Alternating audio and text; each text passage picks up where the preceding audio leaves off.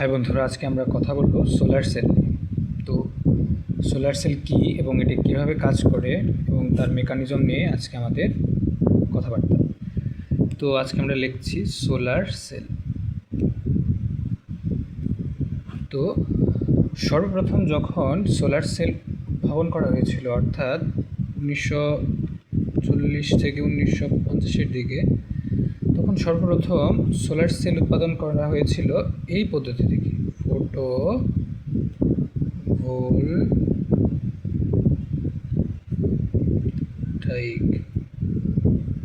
Sell. তো প্রথমের দিকে যে সোলার সেলগুলো ছিল তাদেরকে বলা হতো ফটোভোল্টাইক সেল, যার মানে হচ্ছে সরাসরি আলো থেকে বিদ্যুৎ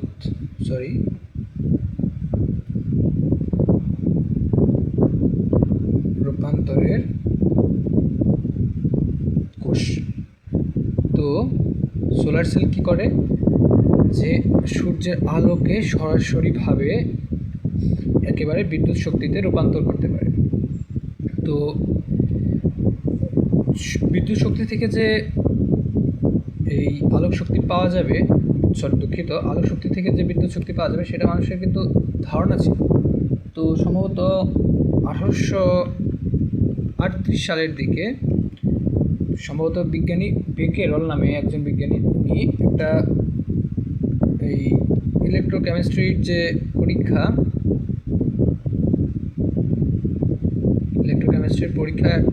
করার সময় উনি লক্ষ্য করেছিলেন যে এই যে ভোল্টেজের যে বিভব পার্থক্য সেটা সূর্যের আলোর কারণে প্রভাবিত হচ্ছে।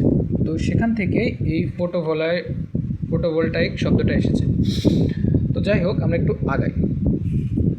তো সোলার সেল তৈরি করা হয়, তার জন্য আমাদেরকে লাগবে হচ্ছে ক্রিস্টালাইন যে সেলগুলো, সেগুলো থেকে মূলত আমাদের সোলার সেল তৈরি করা হবে। তো কোন ধরনের ক্রিস্টাল থেকে সোলার সেল তৈরি করা হয়? সিলিকনের ক্রিস্টাল থেকে। তো তা বোঝার আগে আমাদের যে জিনিসটা বুঝতে হবে সেটা হচ্ছে গিয়ে এনার্জি ব্যান্ড আর হচ্ছে ব্যালেন্স ব্যান্ডের বিষয়টা। তো according to quantum theory, energy হচ্ছে কোয়ান্টাইজড, যার মানে হচ্ছে সব জায়গায় এই যে আমাদের যে ইলেকট্রনগুলো, এনার্জি স্টেটগুলো সব জায়গায় থাকতে পারবে না, কিছু স্পেসিফিক জায়গার মধ্যে থাকতে পারবে। যেমন আমরা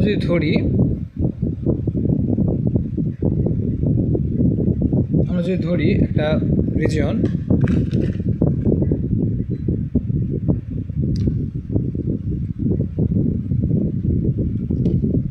যে এটা কি তার ব্যালেন্স ব্যান্ড, কারণ কি আরেকটা কি কন্ডাকশন ব্যান্ড, এই দুটো ব্যান্ড। তো এই যে ব্যালেন্স ব্যান্ড এবং কন্ডাকশন ব্যান্ড, এই কন্ডাকশন ব্যান্ড এবং ব্যালেন্স ব্যান্ডের মাঝখানে একটা রিজন আছে, যাকে বলো আমরা এনার্জি গ্যাপ। এই গ্যাপের মধ্যে কখনোই একটা ইলেকট্রন কিন্তু পাওয়া যাবে না। ইলেকট্রন পাওয়ার যে প্রবাবিলিটি এখানে কিন্তু শূন্য হবে। তো ইলেকট্রন হয় ব্যালেন্স সেলে পাওয়া যাবে অথবা কন্ডাকশন সেলে পাওয়া যাবে। এবং প্রশ্ন হচ্ছে আমরা কেন ব্যালেন্স সেল এবং কন্ডাকশন সেল নিয়েই কথাবার্তা বলতেছি। দেখো, ব্যালেন্স সেল আমাদের অতটুকু গুরুত্বপূর্ণ নয়, আমাদের গুরুত্বপূর্ণ ব্যাপারটা হচ্ছে কন্ডাকশন ব্যান্ড নিয়ে। কেন আমরা একটু পরেই দেখব। তো তার আগে এই যে কন্ডাকশন সেল এবং ব্যালেন্স সেলের যে ইলেকট্রনগুলো, তারা ওই যে বোরের যে নিয়ম অনুসারে আমরা জানি যে কোনো কিছু ইলেকট্রন শক্তি শোষণ করে তার পরবর্তী যে শক্তি স্তর সেখানে কিন্তু চলে যেতে পারে। তো এখানে ধরুন আমরা কতগুলো ইলেকট্রন আছে। তো এখান থেকে একটা ইলেকট্রন, যদি আমরা এই ইলেকট্রনের কথা চিন্তা করি, সে কিন্তু শক্তি শোষণ করে এইখানে চলে যেতে পারে। তার মানে এটা কি একটা valence band,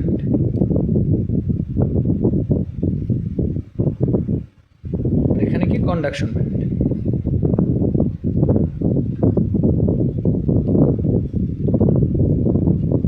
balance valence band আর কন্ডাকশন ব্যান্ড যখন তৈরি হবে তখন এখানে কি পাওয়া যাবে, এই ইলেকট্রন যে চলে গেছে তো এখানে একটা ইকুইভ্যালেন্ট প্লাস চার্জ তৈরি হবে, আর এখানে একটা মাইনাস চার্জ বা ইলেকট্রন চার্জ থাকবে। তো এই যে কন্ডাকশন ব্যান্ডের যে ইলেকট্রনগুলো, এগুলোই মূলত কী করে আমাদের ইলেকট্রন এর ফ্লোর জন্য দেয়। অর্থাৎ আমাদের যে কোনো একটা কন্ডাক্টরের ভিতর দিয়ে যে বিদ্যুৎ প্রবাহিত হবে, অর্থাৎ বিদ্যুতের প্রবাহ মূলত কি, যে ইলেকট্রনের প্রবাহ, যে এখানে আমি একটা দিছি, একটা রোধ দিছি, তো এর মধ্যে যদি ইলেকট্রনের প্রবাহ হয় তাহলে কিন্তু এইখানে এই বাল্বটা জ্বলে উঠবে। ঠিক আছে, এতটুকু আমরা সবাই বুঝতে পেরেছি। তো তারপরে আমরা এতটুকু বুঝলাম, তাহলে কি যদি তাহলে কি হতে পারে, যে ব্যালেন্স ব্যান্ডের ইলেকট্রনগুলো কন্ডাকশন ব্যান্ডে চলে যেতে পারে, আবার কন্ডাকশন ব্যান্ডের ইলেকট্রনগুলো ব্যালেন্স ব্যান্ডে চলে আসতে পারে। ঠিক আছে, তো এই যে কন্ডাকশন ব্যান্ডের ইলেকট্রনগুলো সেগুলো কী করে, মূলত হচ্ছে ইলেকট্রন যে ইলেকট্রনগুলোর জন্য হচ্ছে কারেন্ট ফ্লো হয় সেগুলোর জন্য দায়ী। তো আমরা একটু আগাবো, সেটা হচ্ছে গিয়ে আমরা এইগুলো দিয়ে একটা জাংশন বানাবো। তো আমরা দেখলাম যে আমরা যদি সোলার সেলের জন্য আমরা কী ব্যবহার করি, সাধারণত সিলিকন ব্যবহার করি, সিলিকনের যে সেমিকন্ডাক্টরগুলো সেটাগুলো ব্যবহার করি। তো আমরা দেখলাম যদি সিলিকন, একটা বিশুদ্ধ সিলিকন ব্যবহার না করে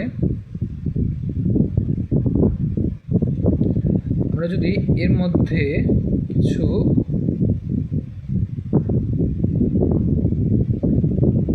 ইমপিউরিটি করি তাহলে আমাদের বেশ কিছু কন্ডাকশন ব্যান্ডে ইলেকট্রন অথবা এই হোলগুলো পাওয়া যায়। যেমন ধরুন এইখানে কি আছে, একটা ফসফরাস আছে। তো আমরা জানি কি ফসফরাসের কয়টা হাত আছে, ফসফরাসের কিন্তু মূলত 5টা হাত। তো এখানে কি দেখা যাবে, একটা হাত কিন্তু ফাঁকা, তাহলে ফলে কী হবে, এইখানকার যে একটা তার ইলেকট্রন আছে তার যে আশেপাশের যে সিলিকন, কোনো একটা সিলিকনের জন্য কিন্তু সে একটা কি কন্ডাকশন ব্যান্ডের ইলেকট্রন হিসেবে সে কাজ করতে পারবে সহজে। একইভাবে আমরা যদি, তো এটা কি যেহেতু ইলেকট্রনে বেশি আছে সেহেতু আমরা এটা কি হিসেবে কাজ করবে, তখন negative type, N type semiconductor.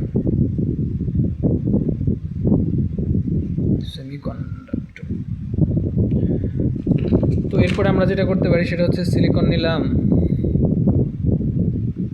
সেখানে একটা আমরা বোরন দিয়ে দিতে পারি।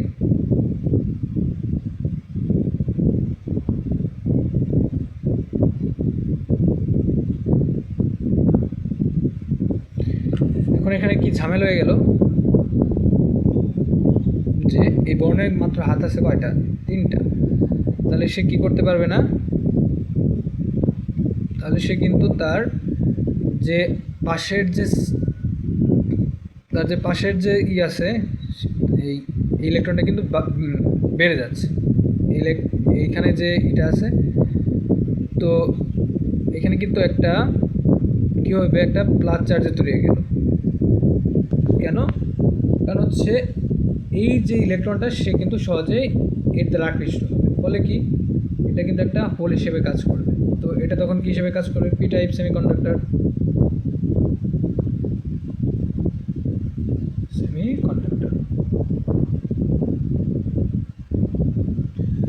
তো আমরা দেখলাম, তাহলে এর সাথে সোলার সেলের কী সম্পর্ক? হ্যাঁ, আমরা ওই জায়গায় যাব। তো দেখুন, আমরা একটা কাজ করতে পারি, সেটা হচ্ছে এই এন টাইপ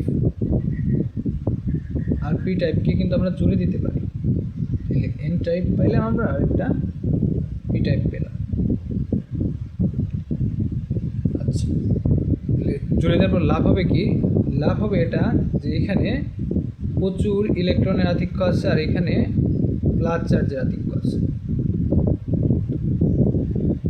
তো আমরা আইনস্টাইনের নীতি অনুযায়ী কি দেখছিলাম, যে হচ্ছে যে যদি একটা কন্ডাক্টরের মধ্যে যদি উপযুক্ত মাত্রায় কি আসে, সূর্যের আলো আসে, তাহলে কি হবে, সেখান থেকে যে ইলেকট্রনগুলো আছে, যে কন্ডাক্টিং যে ইলেকট্রনগুলো আছে সেগুলো কিন্তু প্রবাহিত হবে, ইলেকট্রনগুলো কিন্তু প্রবাহিত হওয়া শুরু করে দেবে। এটা আমাদেরকে কে বলে, যে আইনস্টাইনের যে ফটো ইলেকট্রিক ইফেক্ট আছে সেটা।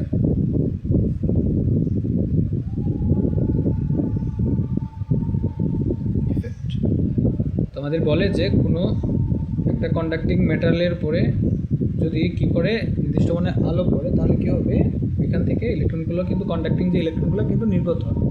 তো দেখুন আমরা এন টাইপের কথা চিন্তা করে দেখুন, এখানে কিন্তু প্রচুর ইলেকট্রন আছে, বিশেষ করে কোথায়, এই কন্ডাক্টিং রিজিয়নে। তো এটা কিন্তু আমাদের এই মেটাল সারফেসের যে ইলেকট্রনের মতো কিন্তু কাজ করতে পারে, কারণ মেটালেও যে পরিমাণ কন্ডাক্টিং ব্যান্ডে যে ইলেকট্রন আছে এখানেও কিন্তু সেই পরিমাণ ইলেকট্রন আমাদের কাছে আছে। তো এর উপর যদি আমরা সূর্যের আলো পড়ে তাহলে কিন্তু একটা সম্ভাবনা আছে যে ইলেকট্রনের ফ্লো হওয়ার সম্ভাবনা আছে। আর যদি কোনোভাবে আমরা ইলেকট্রনের ফ্লো নিশ্চিত করতে পারি তাহলে কিন্তু কী হবে, নিরবিচ্ছিন্ন ফ্লো যদি নিশ্চিত করতে পারি তাহলে কিন্তু আমরা এখান থেকে কারেন্ট পাবো। তো তার জন্য কী করা হয়, একটা ওয়েফার তৈরি করা হয়, কিসের, সিলিকনের ওয়েফার। তো কীরকম, এরকম থাকবে ওয়েফারটা।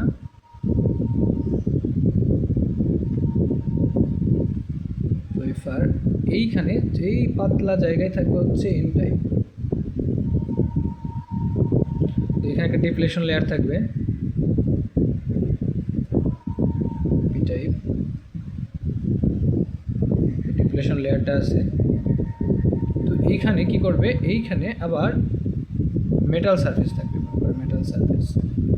তো যখনই এইখানে সূর্যের আলো পড়বে, সূর্যের রশ্মি পড়বে, তখন কি হবে, এইখানকার যে ইলেকট্রনগুলো সেগুলো কী হবে, যে কন্ডাকশন ব্যান্ডের ইলেকট্রনগুলো কিন্তু কী হবে, নির্গত হওয়া শুরু করে দেবে। ফলে কী হবে, এইখানকার যে মেটালগুলো আছে কী করবে, সেই যে কন্ডাকশন ব্যান্ডের যে ইলেকট্রনগুলো আছে সেগুলোকে শোষণ করবে। শোষণ করার পরে আমরা কী করব, যদি আমরা একটা কানেক্টিং ওয়্যার দিয়ে সেটাকে আমাদের পজিটিভ প্রান্তের সাথে জুড়ে দিই তাহলে কিন্তু এখানে কী পাবো, আমরা একটা কারেন্ট পাবো। তাহলে কিন্তু আমরা এখানে একটা কী পাবো, একটা কারেন্ট পাবো, ভোল্টেজ পাবো। তো এই ভোল্টেজটা পাবো। তো এই যে ভোল্টেজ এটাই কিন্তু ফটোসেল, আমরা কিন্তু একটা সেলের জন্য দেখতেছি। তো এটা কিন্তু খুব একটা বেশি নয়, তো মোটামুটি সর্বোচ্চ একটা ইয়ের জন্য আমরা 5 ভোল্ট করে পাই একটা ইয়ের জন্য। তো এগুলোকে যদি আমি অনেকগুলো জুড়তে পারি, অনেকগুলোকে যদি আমি সিরিজে জুড়ি, যদি আমরা 30-এ জুড়ি তাহলে কিন্তু আমরা 30টা যদি সেল যদি একসাথে জুড়তে পারি তাহলে কিন্তু আমরা কী পাবো, একটা, তাহলে কিন্তু আমরা 30টা যদি এরকম জুড়তে পারি তাহলে কিন্তু আমরা মোট 15 ভোল্ট পাবো। তো এভাবে একটা সোলার সেল কাজ করে। তো আমরা পরবর্তী সময়ে সোলার সেলে আরও দীর্ঘ আলোচনা করব। তো আপনাদের যদি কোনো জিজ্ঞাসা থাকে অবশ্যই আমাদের কমেন্টে জানাবেন। ধন্যবাদ আজকে।